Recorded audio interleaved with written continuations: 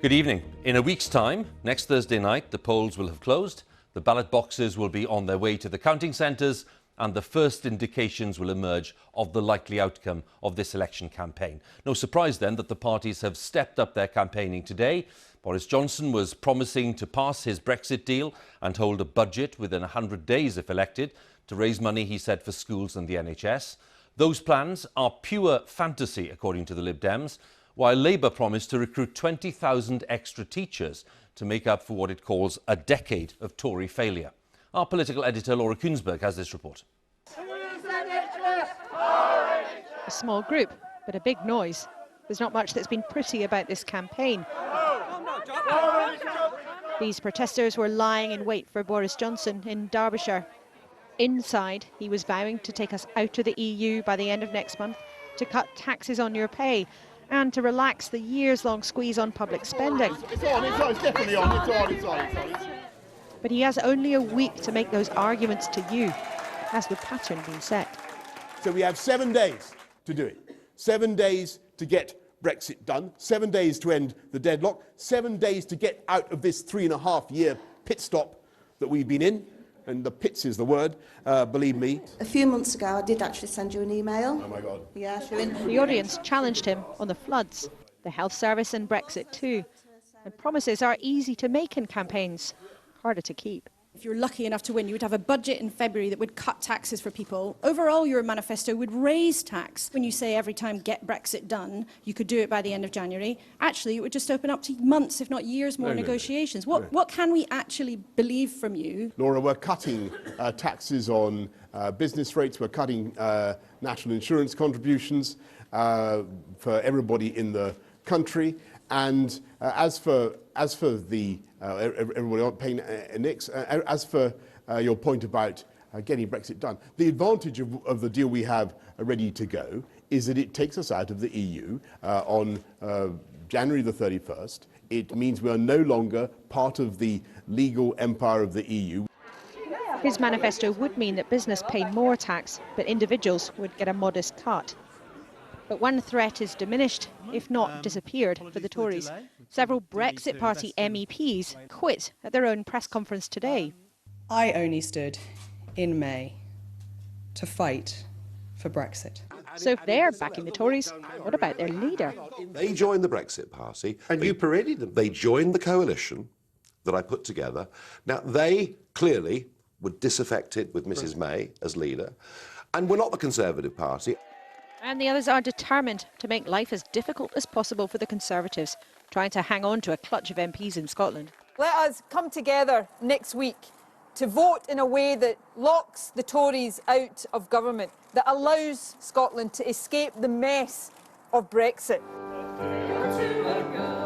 Although there's not much cheer for the Lib Dems, the surge Joe Swinson hoped for isn't much in evidence, but the message stays the same. People have power in their hands when they cast their vote, when they walk into that polling station and they get the pencil and they decide where to put their cross. And they can choose to put that cross next to the Liberal Democrat logo and to vote to stop Brexit and to vote for a brighter future and to stop Conservatives winning that majority. They've all been on the trail for weeks now, right round the country. But time is running out for all sides in this campaign. The big picture suggests the Tories are on course to be the biggest party. But home and dry, back in government? Don't be so sure. Next MP for Peterborough. Jeremy Corbyn's big hope, of course, is to move into number 10 himself, to spend a lot more taxpayers' cash on schools and public services, with a much bigger role for the state. Yes. And another referendum on Brexit. What are your hopes for the future? A country where all children get a real chance. Elect the Tories, you carry on with austerity, you carry on with increasing gaps between the richest and the poorest. We are very clear. We have a totally funded and costed manifesto, the only party that has in this election, and it will give real hope and opportunity to everyone in this country. Only a week left to roll up the sleeves to change the course of this campaign. The result, a week tomorrow, will change the country, whoever wins. Laura Kuenssberg, BBC News, Derbyshire. So whether it's the Conservatives and their promise of a tax-cutting budget or Labour's pledge to reduce class sizes and recruit thousands of extra teachers, the question as ever is whether the plans make sense in terms of the government's finances. Our economics editor Faisal Islam has been looking at the detail and joins us now. Faisal. Thanks, Huw. The Prime Minister said he was not aware of the data in terms of Conservative plans, meaning extra taxes. But what's the small print on claims of a tax-cutting budget? There is a smallish tax cut for workers' national insurance payments, which, after inflation, is worth £85 a year. Top that up using the Conservatives' own costings, and that's worth £2.5 billion a year. But look down the page to sources of revenue, that's tax revenue raised, that goes up over £6 billion after the cancellation of a tax cut for businesses that's already in law. So looking at what's in the manifesto so far, yes, a modest tax cut for workers, but overall you can call that a tax-cutting budget. For the Conservatives, though, there's a point to this. It's evidence of a tight ship on the public finances and why borrowing levels should remain contained, only really used for investment purposes. But the Chancellor was also pressed on Brexit and what happens if the UK does leave in January, but with no trade deal in a year's time. The Chancellor and PM acknowledged it could happen after the Prime Minister said he would not extend trade deal negotiations. Independent economists think the hit from that sort of exit is measurable and would lead to borrowing going sharply up. And take borrowing levels to the same ballpark as Labour plans. Now, the Conservatives hate this analysis and say that this is a worst-case scenario for its trade negotiation, and a similar scenario for Labour economic strategy would see the red line considerably higher.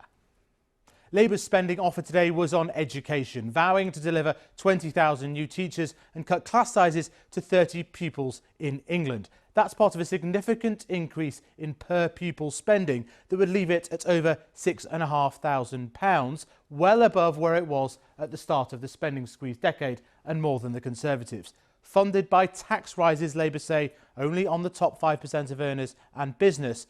But countries that raise as much tax from their economies as Labour plans usually tax average workers much more than Britain. Labour says it can buck this trend. Huw. Faisal, thanks very much once again. Faisal Islam, there, our economics editor. Now, dozens of current and former staff of the Labour Party have given sworn statements in relation to allegations of anti-Semitism in the party.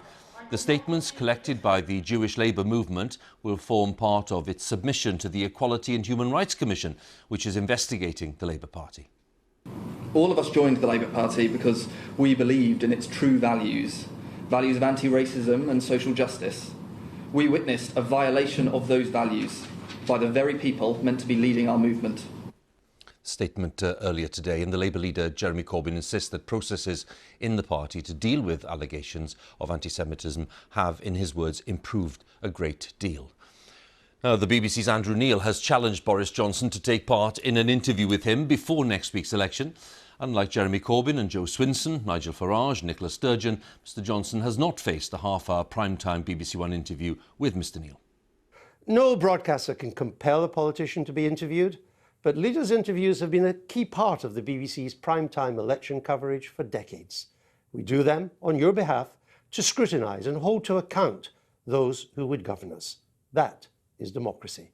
We've always proceeded in good faith that the leaders would participate, and in every election they have, all of them, until this one.